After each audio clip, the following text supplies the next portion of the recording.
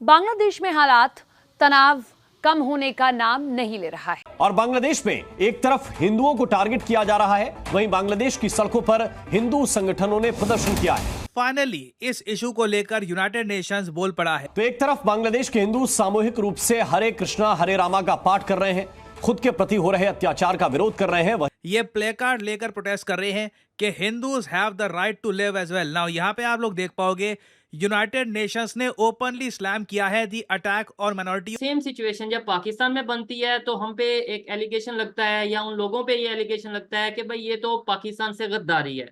लेकिन जब वही सिचुएशन हम बांग्लादेश में देखते हैं तो हमें सुनने को मिलता है लो जी इनकलाब आ गया, मतलब किसी दूसरे के घर में कुछ बर्बादी हो या कुछ ऐसी सिचुएशन बने तो वो इनकलाब, हमारे घर में अपने घर में अगर ऐसी सिचुएशन बने तो वो गद्दारी। इस दुनिया के किसी भी कोने में अगर एक हिंदू की भी मौत होती है ना, या उसके बदन में खरोश भी आता है ना, तो भारत का 82.7% सनातनी रोता है, भारत के संवैधानिक मुसलमान रोते हैं और भारत का प्रधानमंत्री सो नहीं पाता है क्योंकि सनातन धर्म ये हमें सिखाता है कि इंसानियत सबसे बड़ी चीज है। ये कैसे स्टूडेंट हैं? और मैं एक बात जानना चाहता हूं, भारत में कुछ मीडिया में लोग या कुछ सोशल मीडिया पे लोग कह रहे हैं कि ये है स्टूडेंट की ताकत, ये है छात्रों की ताकत, कि जब छात्र जाते हैं तो सरकार, ये रेप कर रहे हैं लोग, ये हिंदू बच्चे उठा के ले जा रहे हैं, बच्चियां उठा के ले जा रहे हैं, ये लोग इनोसेंट लोगों के घर में जा रहे हैं, उनकी खोपड़ियां उतार रहे हैं। ये स्टूडेंट हैं, ये आतंकवादी हैं। ये नमस्कार, जय हिंद, वंदे मातरम। दोस्तों, राज हिंदुस्तान में आपका स्वागत है। बांग्लादेश के हिंदुओं को लेकर बड़ी खबर सामने आई है। भारत के पीएम नरेंद्र मोदी ने हिंदुओं पर हो रहे जुल्म सितम पर बांग्लादेश की यूनिट सरकार को सख्त चेतावनी क्या दी। बांग्लादेश के हिंदू खुद सड़कों पर उतरकर यूनिट सरकार से बांग्लादेश में हो रहे अत्याचार को रोकने के लिए प्रदर्शन करते नजर आए। यही नहीं दोस्तों, बांग्लादेश में हिंदुओं की आवाज अब यूनाइटेड नेशन तक भी पहुँच गई है और यूनाइटेड नेशन ने बांग्लादेश में हो रहे हिंदुओं के ऊपर जुल्म सितम पर कड़ी आपत्ति जताते हुए यूनिट सरकार को फटकार लगाई है। वहीं बांग्लादेश की पूर्व पीएम शेख हसीना के बेटे के बयान ने पूरी दुनिया को हिलाकर रख दिया है। शेख हसीना के बेटे ने दावा किया है कि शेख हसीना बांग्लादेश वापस जाएंगी। इस खबर के बाद पाकिस्तान में कोहराम मच गया है। तो दोस्तों, आइए चलते हैं और देखते हैं कि पाकिस्तानी मीडिया का इस पर क्या कहना है। ईस्ट पाकिस्तान से कट करके बांग्लादेश बना, हम सबको पता है। और जमायते इस्लामी कोई नया जमात तो टेररिज्म का नहीं है, बहुत पुराना है। और पाकिस्तान में हमेशा से टेररिस्ट ऑर्गेनाइजेशन को पाला पोसा गया है। और ओबामा और बिडेन का पॉकेट नेता और पॉकेट पपेट जो है मोहम्मद यूनुस साहब ने आज बहुत अच्छे तरीके से अपना शपथ समारोह भी कर लिया। और युवा जितने छात्र नेता थे, वो युवा छात्र नेता जो अपनी पूर्व प्रधानमंत्री का इनर गारमेंट हवा में उड़ा रहे थे, वो युवा छात्र नेता जो हिंदू बहु बेटियों का बलात्कार कर रहे थे, वो युवा स्टूडेंट नेता जो अपने पूर्व प्रधानमंत्री के घर से सामान चोरी कर रहे थे, वो युवा स्टूडेंट नेता जो हिंदुओं की मंदिरों को तोड़ रहे थे, फोड़ रहे थे, जला रहे थे, और वो मुसलमान युवा स्टूडेंट्स नेता जो हिंदू पुरुषों को जिंदा जला करके मारने के बाद उनके गुप्त अंग को चेक कर रहे थे कि कहीं गलती से मुसलमान तो नहीं मर गया। अगर खतना किया हुआ है तो इसका मतलब है कि मुसलमान है और उनसे गलती हो गई, और अगर हिंदू है तो इट्स ऑल राइट। तो उन सब को अपने बगल में ले करके खड़ा कर करके मोहम्मद यूनुस साहब ने आज शपथ ले ली। वहां के जो हिंदू हैं वो शेख हसीना से बहुत मोहब्बत करते थे। क्यों मोहब्बत? हालांकि जिस वक्त 1971 में बांग्लादेश बना था तब मोर देन 28% वहां पर माइनॉरिटीज हुआ करते थे, लेकिन अब बहुत कम रह गए। वहां पर सिर्फ 8% माइनॉरिटीज रह गए। लेकिन वो 8% भी माइनॉरिटीज क्यों रहे?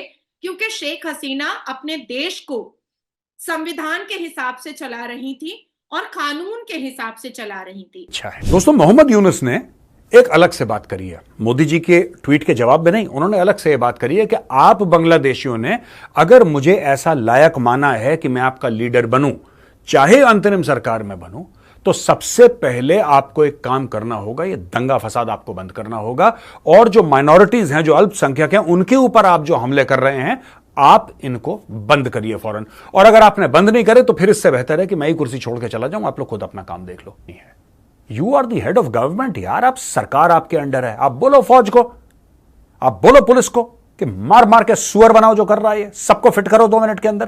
क्या दिक्कत है भाई? दिक्कत क्या है?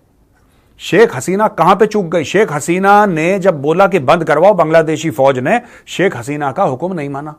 उसने बोला नहीं साहब, हम इनके साथ जोर जबरदस्ती नहीं कर सकते, क्योंकि ये बेचारे स्टूडेंट हैं वो। इंडिया पे क्या पड़ेगा, पाकिस्तान की मीडिया पे। मैं ये साथ स्क्रीनशॉट भी लगाऊंगा, मैं अपने पास से नहीं बोल रहा। मतलब पाकिस्तान की मेन स्ट्रीम मीडिया पे ये बताया जा रहा है, ये दिखाया जा रहा है कि ये जो बांग्लादेश में शेख हसीना की हार है, ये सिर्फ शेख हसीना की हार नहीं बल्कि Indian prime minister Narendra Modi की हार है। ये शेख हसीना परेशान नहीं बल्कि नरेंद्र मोदी परेशान है। ये सब चीजें स्क्रीनशॉट में साथ लगाऊंगा जो पाकिस्तान के मेन स्ट्रीम मीडिया पे चलाया जा रहा है। मुझे बताइएगा, मैं इस चीज को नहीं समझ पाया कि इसमें लेट्स सपोज बांग्लादेश में जो सिचुएशन है, सिवाय हिंदू कम्युनिटी की टेंशन को लेके, हिंदू कम्युनिटी की परेशानी को लेके, इसके अलावा इंडिया की इकोनॉमी पे कोई असर पड़ने वाला है, इंडिया की करेंसी पे कोई असर पड़ने वाला है, इंडिया की डेवलपमेंट रुक जाएगी, या क्या बांग्लादेश के साथ क्या ऐसा मतलब लिंक्ड है इंडिया कि भाई नरेंद्र मोदी परेशान होंगे? पाकिस्तान अभी वैसी ही बात कर रहा है कि हमारे भारत की इकोनॉमी पे कोई फर्क पड़ जाएगा। भाई पाकिस्तान को छोड़ करके 55 मुसलमान मुल्कें भी हमारे साथ ही हैं, भारत के प्रधानमंत्री मोदी जी के साथ ही हैं, और बाकी तो वेस्टर्न कंट्रीज हैं ही हमारे साथ। जी बिल्कुल। अब बात ये आती है कि पाकिस्तान में जब मुसलमान की मौत होती है या मुसलमान 72 फिरके की मौत होती है, तो पाकिस्तान के नेताओं की आंखें रोती नहीं है।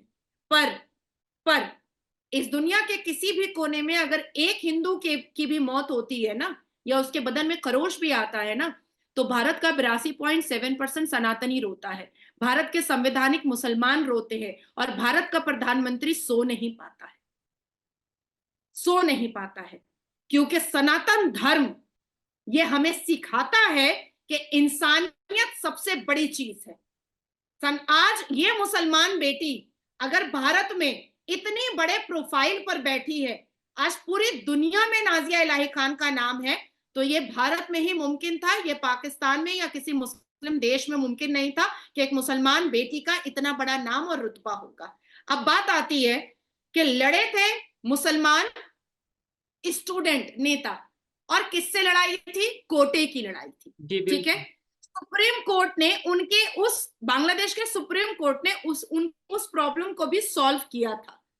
शेख हसीना मुसलमान और स्टूडेंट भी मुसलमान, बीच में हिंदू कहां से आ गया भैया?